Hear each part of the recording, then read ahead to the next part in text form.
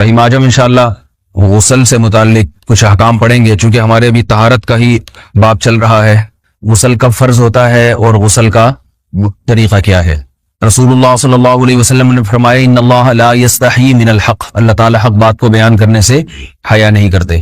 تو غسل کے جو مسائل ہیں ان میں بھی بعض دفعہ کچھ ایسی باتیں آتی ہیں جو بظاہر حیا کے خلاف ہیں، لیکن علم کی ایک بات ہے، سیکھنے اور سکھانے میں حیا اگر کریں گے تو پھر ظاہر ہے ساری زندگی جاہل ہی رہے گا انسان۔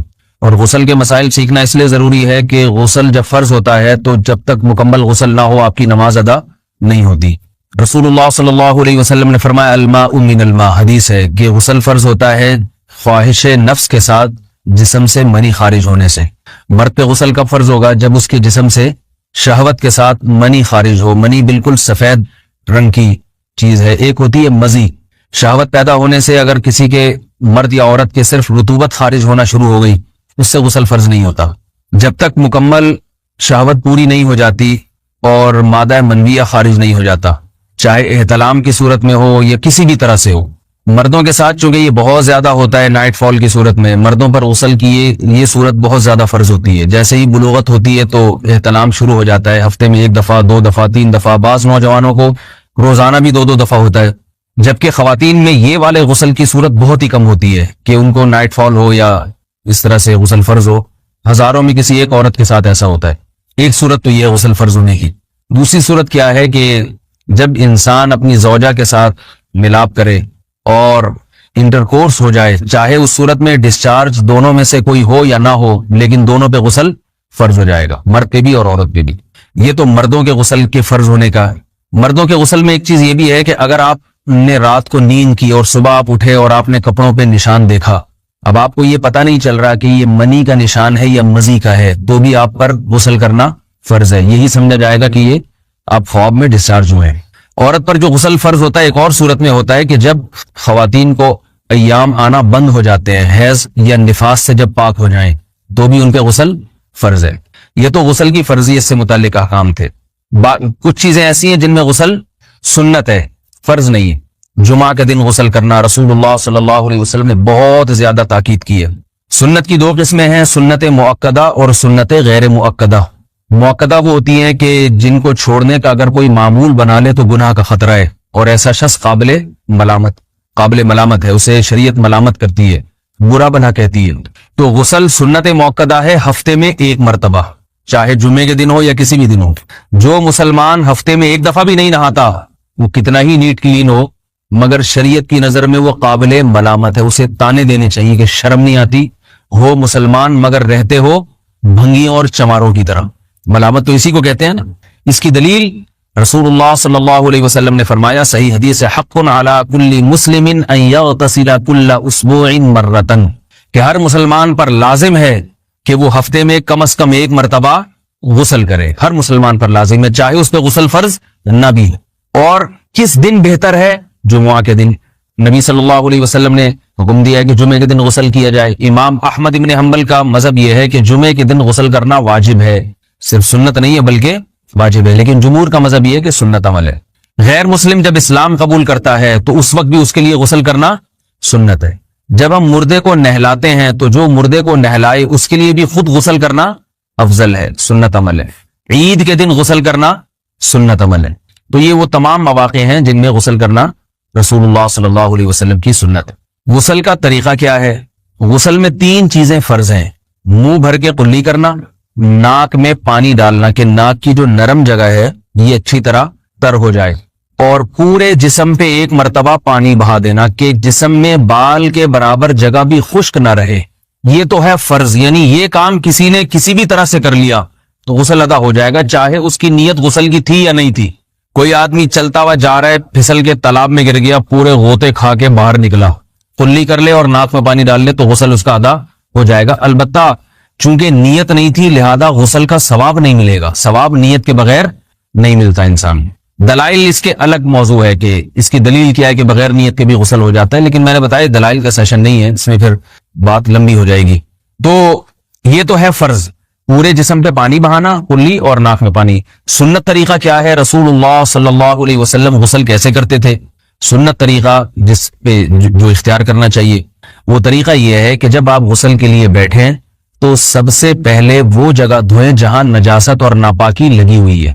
نائٹ فال ہوا, کسی کو احتلام ہوا, تو جہاں جہاں گندگی لگی ہے پہلے اس جگہ کو دھوئیں. استنجا کریں, شرمگاہ کو دھوئیں اچھی طرح.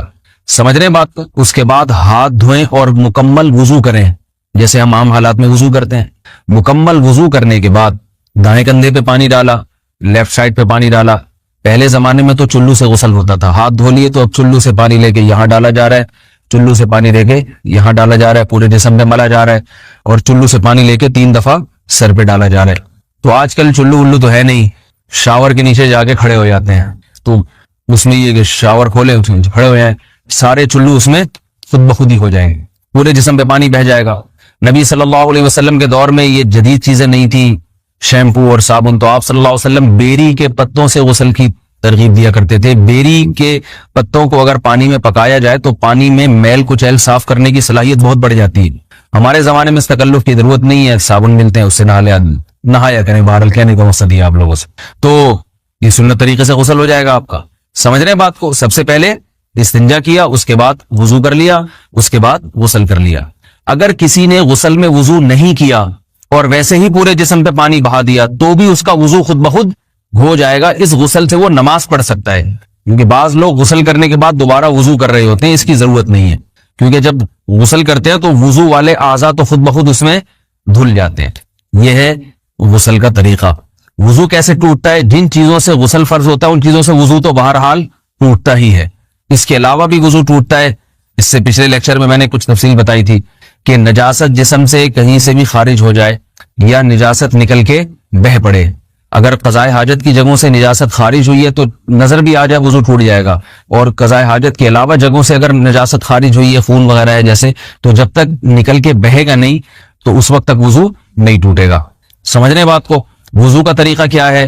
سب سے پہلے دونوں ہاتھوں کو دھویا جائے, 3 دفعہ کلی کی جائے, مسواک کی جائے, 3 دفعہ ناک میں پانی ڈالا جائے, پھر پورے چہرے کو پیشانی, یہ جو ہے جہاں سے پیشانی ہماری شروع ہو رہی ہے اور تھوڑی کے نیچے تھوڑی جہاں ختم ہو رہی ہے, اور ایک کان کی لو سے دوسرے کان کی لو تک 4 اعضاء ہیں وضو میں دھونا فرض ہیں. 1 چہرہ, نمبر 2 بازو, نمبر 3 سر کا مسا, چوتھائی سر, اور نمبر 4 پاؤں کو دھونا.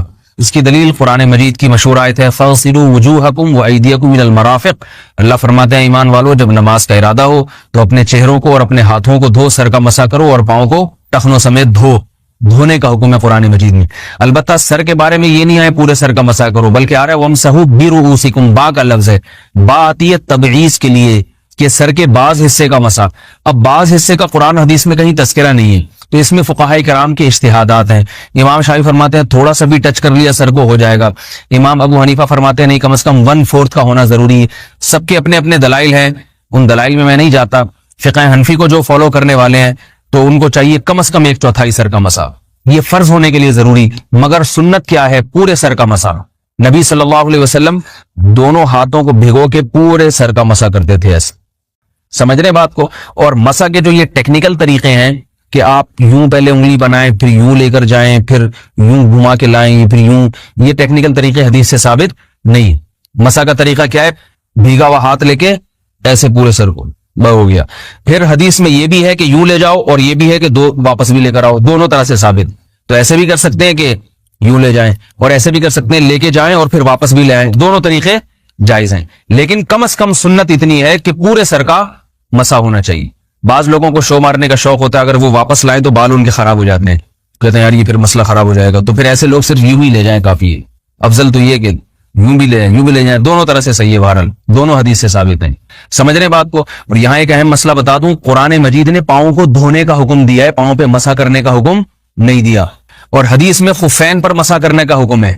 تو قرآن اور حدیث کو فقہاء نے جمع کیا ہے, لہذا وہ موزے جن میں آسانی سے پاؤں دھوئے جا سکتے ہیں ان میں چاروں ائمہ کے نزدیک پاؤں پہ مسا کرنا جائز نہیں. سعودی عرب میں جو بعض سلفی حضرات اور یہاں ہمارے ہاں بھی اہل حدیث حضرات نے عام موضوع پر بھی جو مسا کی ایک روایت ڈال دی ہے, اسلاف میں, تابعین, تبع تابعین میں اور چاروں ائمہ کے مذاہب میں اس کا ثبوت نہیں ملتا. اگر اسلاف میں کوئی قائل بھی ہے تو ایک شاذ قول, اکا دکا قول ملتا ہے, ورنہ یہ ائمہ اربعہ کے مذہب کے خلاف ہے. اور جو احادیث جو نقل ہوتی ہیں صحیح سند کے ساتھ ان کے بھی خلاف اور قرآن کی آیت کے بھی خلاف ہے. اس لیے کسی نے عام ساکس پہ اگر مسا کر لیا، جو عام طور پہ آفس پہن کے جاتے ہیں لوگ، اس میں تو پاؤں، آپ اگر ساکس کو پانی کے نیچے رکھیں پورا پاؤں دھل جائے گا آرام سے. تو وہاں کیا ہو رہا ہے کہ قرآن مجید کے حکم کی مخالفت لازم آ رہی ہے، آپ پاؤں دھو نہیں رہے. تو اس لیے ہم یہ سمجھتے ہیں کہ اس صورت میں نماز ادا نہیں ہوگی. سعودی عرب میں بعض سلفی حضرات نماز پڑھاتے ہیں، وہ ایسے ہی کرتے ہیں کہ عام ساکس پہ مسا کر کے نماز پڑھا لیتے ہیں. تو فتویٰ اسی پر ہے کہ ان کی اگر کسی کو یقین ہے کہ اس نے عام ساکس پہ مسا کر کے نماز پڑھائی ہے تو اس کے پیچھے نماز ادا نہیں ہوگی، کیونکہ قرآن کے مطابق اس کا وضو ہوا ہی نہیں ہے. صدیوں تک کوئی بھی اس قول کا قائل نہیں رہا ہے کہ عام ساکس پہ بھی مسا ہو جاتا ہے. یہ ابن تیمیہ رحمہ اللہ تعالیٰ 7ویں صدی میں اس کے قائل تھے، اور تابعین میں اکا دکا قول ملتے ہیں اس کے، لیکن شاذ قول ہیں، مرجوح قول ہیں جن پر امت نے فتویٰ نہیں دیا. اور اب سعودی عرب میں بعض سلفی حضرات اس کے قائل ہیں. ہمارے ہاں اہل حدیث حضرات بھی چونکہ اکثر سعودی عرب کے سلفی حضرات ہی کو فالو کرتے ہیں، تو انہوں نے بھی وہیں سے یہ فتویٰ لیا ہے. لیکن ائمہ اربعہ کے مذہب میں اور دلائل کے لحاظ سے دیکھا جائے تو یہ مذہب کمزور ہے. قرآن نے پاؤں کو دھونے کا حکم دیا، آپ دھوئیں گے پاؤں جب تک دھونا ممکن ہے. چمڑے کے موزے ہیں ان کو دھونا ممکن نہیں ہے اتارے بغیر، لہذا ان موزوں کے اوپر مسا ہو جائے گا. تو اس سے قرآن پر بھی عمل ہو جائے گا اور حدیث پر بھی عمل ہو جائے گا. اس لیے ائمہ اربعہ نے جو قرآن و حدیث کو سمجھ کے جو فیصلہ کیا ہے اس پہ چلنا ہمارے لیے زیادہ مفید ہے بنسبت آج کل کے جو علماء ہیں ان کی اپنی ذاتی آراء پر. اس لیے یہ بھی ایک وضو سے متعلق اہم مسئلہ تھا. سمجھ رہے؟ باقی تو ماشاءاللہ وضو کرنا سب کو آتا ہی ہے. اور وضو کے بعد دعا کیا ہے؟ کلمہ شہادت، اشہد ان لا الہ الا اللہ وحدہ لا شریک لہ اشہد ان محمدا عبدہ ورسولہ اللہم اجعلنی من التوابین واجعلنی من المتطہرین. اے اللہ تو مجھے بار بار توبہ کرنے والوں میں شامل کر دے اور بار بار پاکیزہ رہنے والوں میں شامل کر دے. توبہ اس لیے کہ میں نے ظاہری طہارت تو حاصل کر لی، مجھے روحانی طہارت بھی عطا کر دے. اگر میں نے گناہ کی ہوں تو مجھے ان سے بھی توبہ کی توفیق عطا فرما لے، تاکہ اس لحاظ سے بھی میرا وضو ہو جائے، اس لحاظ سے بھی میں پاک ہو جاؤں. سبحانک اللہم و بحمدک، نشہد ان لا الہ الا انت، نستغفرک و نتوب الیک.